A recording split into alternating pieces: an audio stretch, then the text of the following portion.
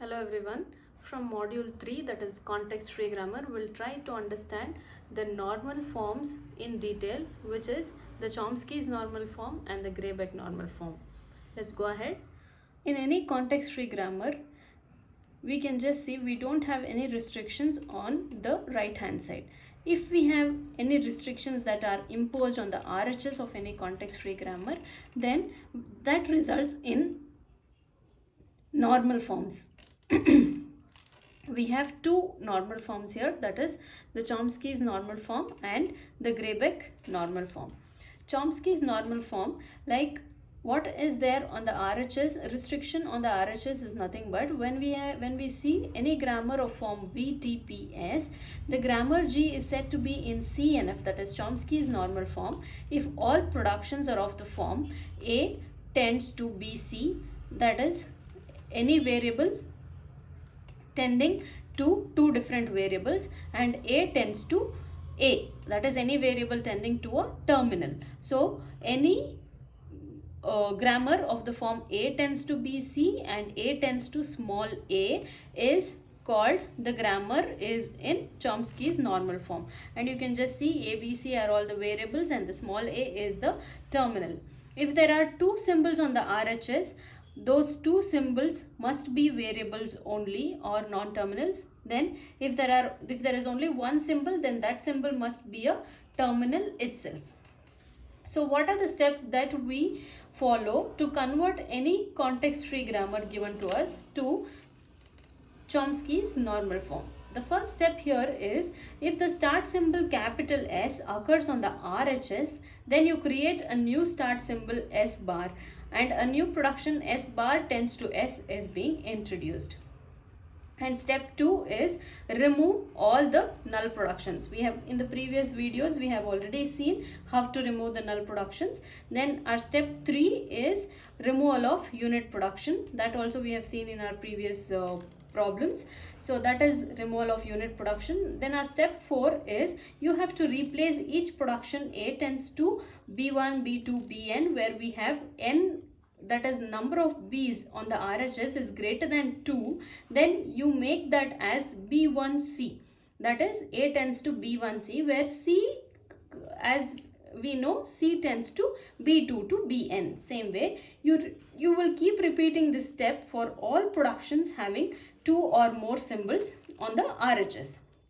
Then your fifth step is, if the RHS of any production is of the form A tends to AB, where A is a terminal and B is a variable, then the production is replaced by A tends to XB and X tends to A. You have to introduce this new two variables, that is A tends to XB and X tends to A. You keep repeating this step until every production will reach the form. Every production of the form A tends to AB is eliminated and you reach the form A tends to BC, where you have two variables on the RHS or a single terminal on the RHS. So let's take up an example and try to understand the same. We have to convert the given context-free grammar to Chomsky's normal form. The productions given here are S tends to ASA or AB, A tends to B or S, B tends to B or epsilon. So you can just see our first step is, if we have S on the RHS, then we'll have to use a new production S bar tends to S. So the new productions here are S bar tends to S, S tends to the same ASA, AB, A tends to B or S, B tends to B or epsilon. Now our next step is to remove all the null productions. In the given production, you can just see you have only one null production which is visible to us, that is B tends to epsilon. But when we try to replace this B tending to epsilon in our grammar, then you can just see there is a new null production that is being introduced, that is A tends to epsilon. First let's take up this B tends to epsilon and try to replace that. We have a new production that is being introduced, that is S bar tends to S. Then we have S tends to ASA, AB, and replacement of B with epsilon, that is A here. Then A tends to B first replacement and S, and you can just see the B is when the B is replaced, A tends to epsilon is also introduced. Then we have B tends to B from the question itself. So this A tends to epsilon is newly introduced. Now we'll have to remove that null production also. So to remove this A tends to epsilon, after removal of that, you can just see the new grammar or new productions that are being introduced are S bar tends to S, S tends to ASA, AB, AS, SA and S. This is replacement of A, since it is elimination of null production. A tends to epsilon. Then we have S tends to B or S tends to A tends to B or A tends to S. Then B tends to small b. Then you have your third step that you have to follow, that is remove all the unit productions. So what are all the unit productions from the previous grammar here? S bar tends to S, S tends to S, A tends to B, A tends to S. These are all supposed to be removed now. After first removing S tends to S, you can just see S bar tends to S is just replaced, just retained, and then S tends to S we are trying to eliminate. So what is there on the RHS? We'll just write down ASA, AB, AS, SA, because S tends to S is eliminated from the previous production. So A tends to B or S, B tends to B, and S bar. Now we are trying to remove S bar tends to S. So when you try to remove S bar tends to S, then you will have this S which is introduced on the RHS. ASA, AB, AS and SA.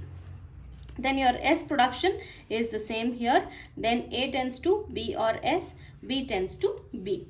Now I have to remove the next unit production, that is A tends to B. Now if I have to remove A tends to B, then I'll have to replace this B with what is there here, that is B is replaced with small b. So we have this set of new productions. Now I have to eliminate A tends to S, which is my next unit production. So to remove this A tends to S, I have S bar, which is the same thing what I have written here. S tends to this, whatever I have written here. A, when I have to remove A tends to S, then I'll have to introduce the new S here. So A tends to B is here and the new S is introduced here. Then B tends to B is here.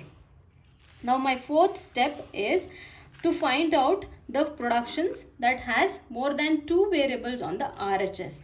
So you can just see my Chomsky's normal form always says it should have 2 variables on the RHS or a single terminal on the RHS. So it cannot have more than 2 variables on the RHS. So whatever is there, like whatever is more than 2, we have to eliminate that. And how do we do that? You can just see S bar tends to ASA is a 3 variable on the RHS. ASA on the RHS is again 3 variable. A tends to ASA, which is 3 variable. I have to remove that. How do I do that? This SA is being replaced with X. So I have introduced a new variable which says X, which tends to SA. So A tends to X, AB, AS, SA. A tends to X, that is S. I have introduced a X here which says X tends to SA. So new production is being introduced, S tends to XA. So can you just see on the RHS, do we have anything, more than 2 variables here? No, we don't have any more than 2 variables on the RHS. Now we have to check for variables of this type, that is AB, that is there should be only single terminal or 2 variables on the RHS. So here I have a terminal followed by a variable. So S bar tends to AB, S tends to AB and A tends to AB. So how do I remove that? I'll introduce a new variable which is Y, and that Y is replaced by A, small a. So you can just see S bar tends to AX. This A is Y here. So YB, and this A can be replaced, this retained the same, AS, SA. AX, Y. This Y is again replaced with A. So Y, this A is replaced with Y. So YB, and then A, AS, SA. And then B, AX, this A is replaced with Y, YB, A, AS, SA. So this introduction is again there's a continuation here, that is B tends to B is again same, and X tends to SA is already there from the previous grammar. Now Y tends to A is introduced. So these are the set of productions which we arrive at after converting a given context-free grammar to Chomsky's normal form. And from the given production you can just check all the productions on the RHS have two variables or one single terminal on the RHS. So the entire grammar is in Chomsky's normal form. So using this method you can solve all the problem that is given to you. Greiback normal form is if any context-free grammar is in GNF if the productions are in the following form, that is A tends to small b, A tends to b followed by n number of c's, that is a terminal followed by n number of variables and only single terminal. You can just see the difference between Chomsky's normal form and the Greiback normal form. Chomsky's normal form is also again any two variables on the RHS or a single terminal on the RHS, and Greiback normal form is again a single terminal on the RHS and again another single terminal followed by n number of variables on the RHS. So these two production form represent Greiback normal form. So how do we go ahead with the problem? First step is to check if the given context-free grammar has any unit production or null production, and you have to remove all that in advance. Then your second step is to check whether the context-free grammar is in CNF, that is it must be in Chomsky's normal form. If it is not in CNF, then you have to convert it into CNF. Your third step is to change the name of all the non-terminal symbols into some form AI in ascending order of I, that is it will be of form A1, A2, A3 and so on. So let's take an example and go ahead to understand the further steps also. So the example here is S tends to CA or BB, B tends to B or SB, C tends to B, A tends to A. Now what is your production form? You will check in your step 1, you will check if you have any unit production or null production. No, you don't have any unit or null production. Then your second step is to check whether the context-free grammar is in Chomsky's normal form.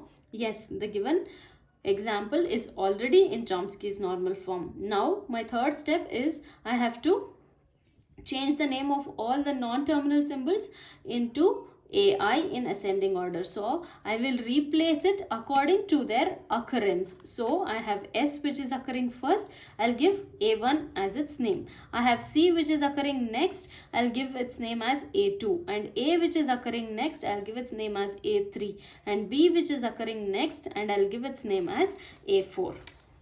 Now I will write down the equivalent production using A1, A2, A3 and A4. You can just see. So S is A1 and C is A2, A is A3 and B is A4 and A4. Same way I have replaced all the productions. Now this is your new production. Now your step 4 is you have to alter the rules so that the non-terminals are in ascending order, such that if the production is of the form AI tends to AJX, then I should be less than J and I should never be greater than J. So the first production you can just see I have first production, that is A4, which tends to this will take up this production first, and this first production, that is I, that is A1 less than J. So 2 and 3, 4 and 4. So A1 is less than A2, A3. A1 is also less than A4. So the first production satisfies. When we take up the second production, A4 tends to B or A1, you can just see you don't have the condition, it doesn't satisfy I less than J. For that I have to introduce AI which tends to AJX. So for that I will replace this A1 with A4. Okay, just see I have A4 B from the question here. Then this A1 is its replacement of A2, A3 with A4.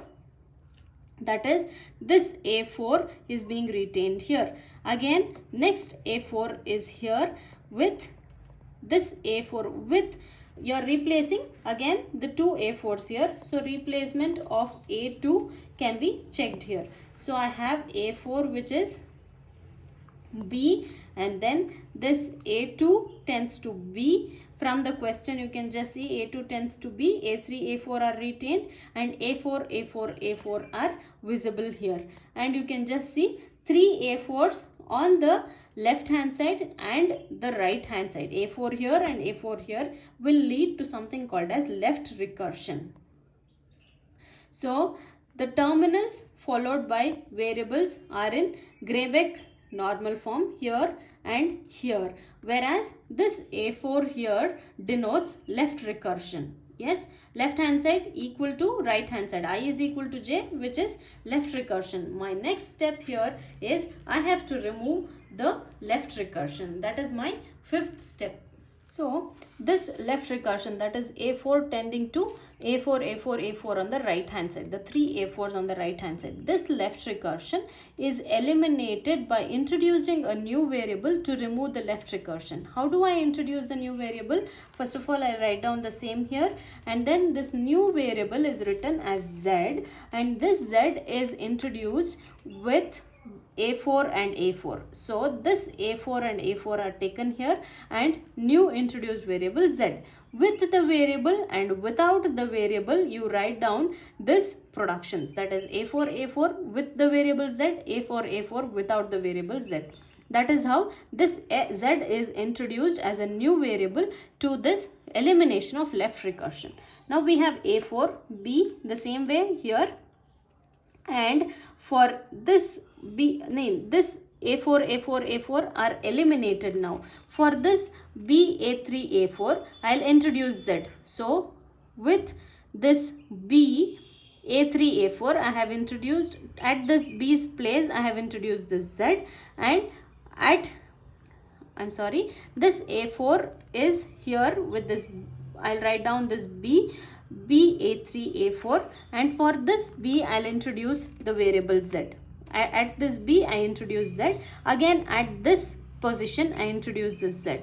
So along with the new variable, I write down this A4's position. Okay. Hence, now I can see this A4 what I have. That is, A4 is less than or equal to A3. A4 is equal to A4. So this A4 production is now in Greiback normal form. And this, now I will check this A1, which is again A1 which is not in Greiback normal form, because I have to replace this A2 with B. Now I will check this A4 which is being introduced. So this is my A4 and this is my Z. A2 which is B from the question before, and A3 which is A again. So this A1 alone is not in Greiback normal form, because the Greiback normal form says A tends to B or A tends to a non-terminal followed by n number of terminals. Sorry, a terminal followed by n number of non-terminals. So here you can just see A1 is not in Greiback normal form. For that, I'll introduce this A1 in the form of A4. That is, whatever A2 results in, I'll introduce that in A1. That is, A2 has a B here. So this A2 is tending to B. So it's B, A3. Again, A4 is, this A4 is being replaced with this A4. So BA4, BA3, A4 and this A4, and BZ A4, then BA3, A4, Z and A4. So this A1, after introduction of all the variables, you can just see this A1 is now again in Greiback normal form. And the A4 which we earlier had, that also is already in Greiback normal form. Z where I have introduced this A4 to all the Z here. So B A4, B A3 A4 A4, B Z A4, B A3 A4 Z A4, B A4 Z, B A3 A4 A4 Z, B Z A4 Z, B A3 A4 Z A4 Z. Okay, then we have A2 which is tending to B, A3 which is tending to A again. So this denotes the entire grammar is in Greiback normal form, and any other problem given to you in this form, you can easily convert it into any context-free grammar given to you, can easily convert it into Greiback normal form.